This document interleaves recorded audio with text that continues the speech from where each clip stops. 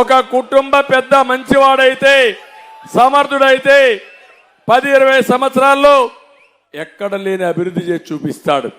ఒక కంపెనీలో కూడా ఒక నాయకుడు ఉండి సమర్థవంతంగా ఉంటే బ్రహ్మాండంగా అభివృద్ధి అవుతారు. దీనికి ఒక ఉదాహరణ చెప్తున్నా. తెలంగాణ నేనే అభివృద్ధి చేశా.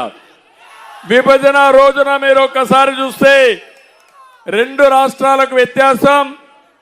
ఆంధ్రప్రదేశ్ మన వాళ్ళకంటే 35% తలసరి ఆదాయం తక్కువ ఉంది. అదే నేను మళ్ళీ 5 ఏళ్లు కష్టపడ్డాను. 35 నుంచి 27% డిఫరెన్స్ తగ్గించాను. అంటే 8% తగ్గింది.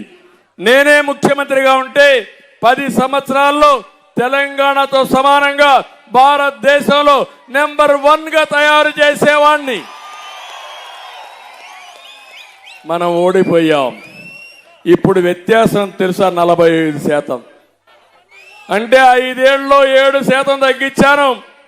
ఇప్పుడు 18% పెంచాడు వ్యత్యాసాన్ని. మళ్ళా అంటాడు నేను అది చేశా ఇది చేశా బటన్ నొక్కా. ఒట్టొట్టి బటన్ ఎవడికి నొక్కితే ఎవడికి కావాలి?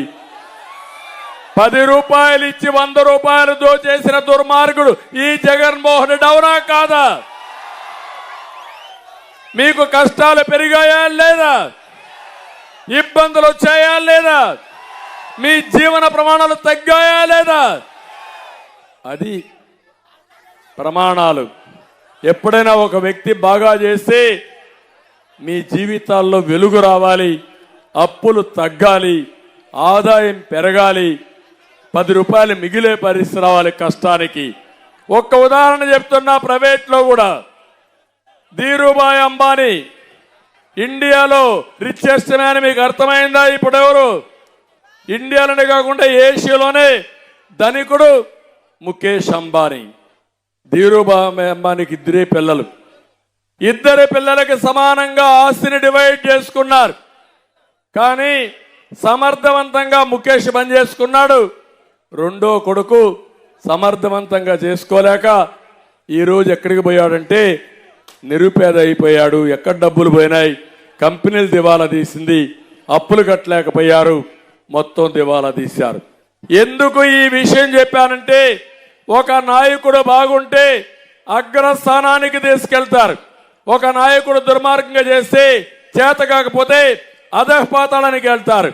అదే నరేంద్ర మోడీ గారు ఈ దేశాన్ని అగ్రస్థానానికి తీసుకుపోవడానికి కృషి చేస్తున్నారు.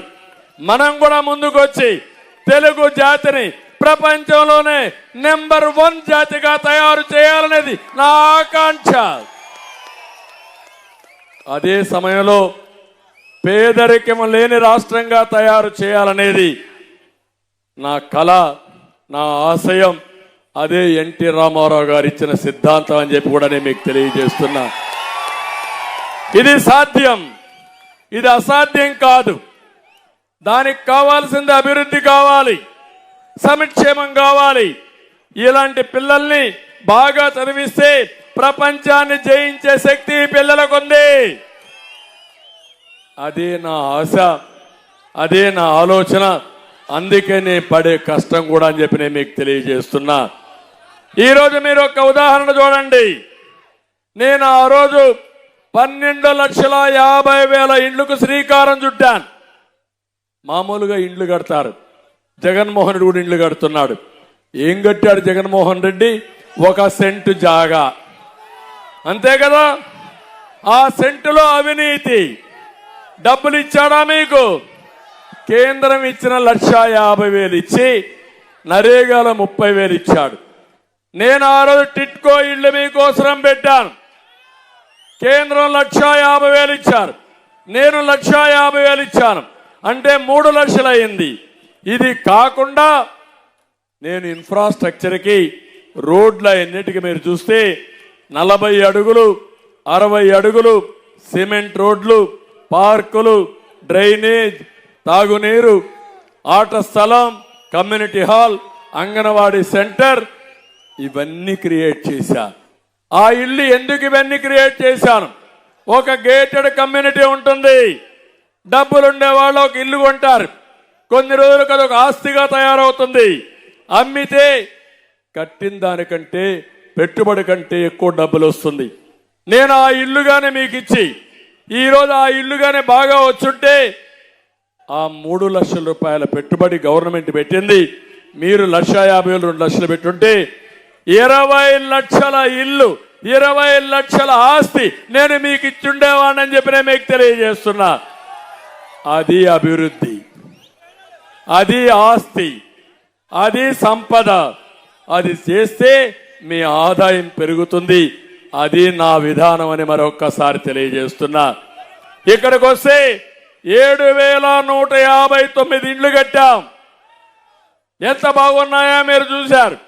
పాపం రామానాయుడు గారు నా వెంటబడి కట్టి శాంక్షన్ చేయించారు.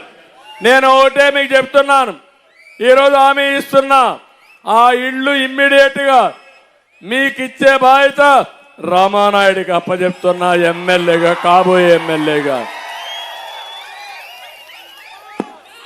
ఆయన ఒకటే అడిగాడు, ఇప్పుడు వస్తా ఉంటే ఏం ఫెస్టివల్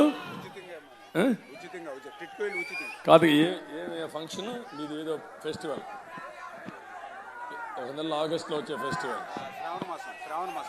ఆయన ఒకటే కోరాడు, సార్ ఈ ఇండ్లని ఉచితంగా ఇవ్వాలి, శ్రావణ మాసంలో గృహ ప్రవేశం చేయడానికి ఆమోదించండి, చేపిస్తాను. జూన్ 4వ తారీఖు రిజల్ట్స్ వస్తాయి, ఆగస్టులో శ్రావణ మాసం వస్తుంది.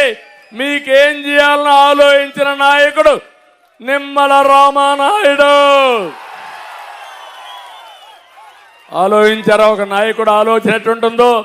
శభాష్ నిమ్మల రామానాయుడు,